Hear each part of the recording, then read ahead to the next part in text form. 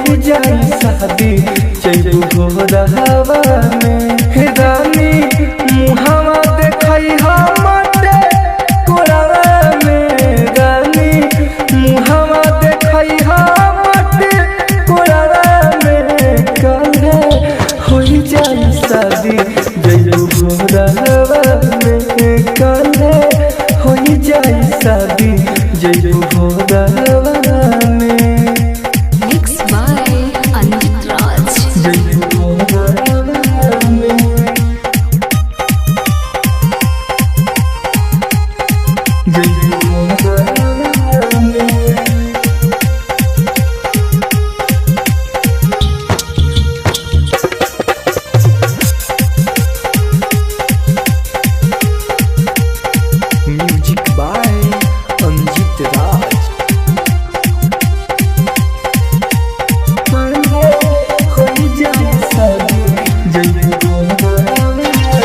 होई जाय माला तोहरे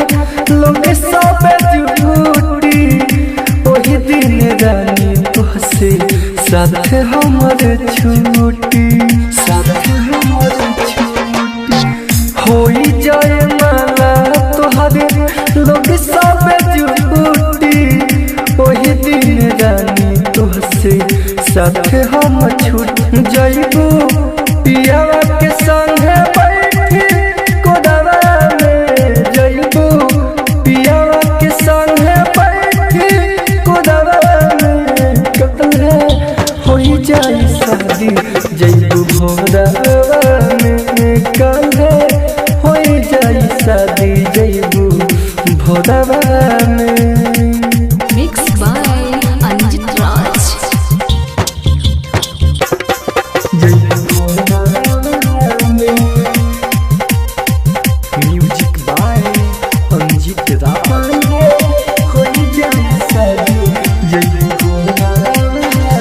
राइटर विजय संगे कोई दिल घात हो पियावा उपेंद्र संगे कटी दिन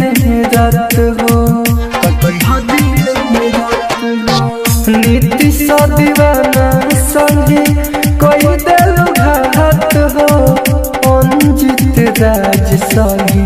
कटी दिन रात खुश रही हो तू सैया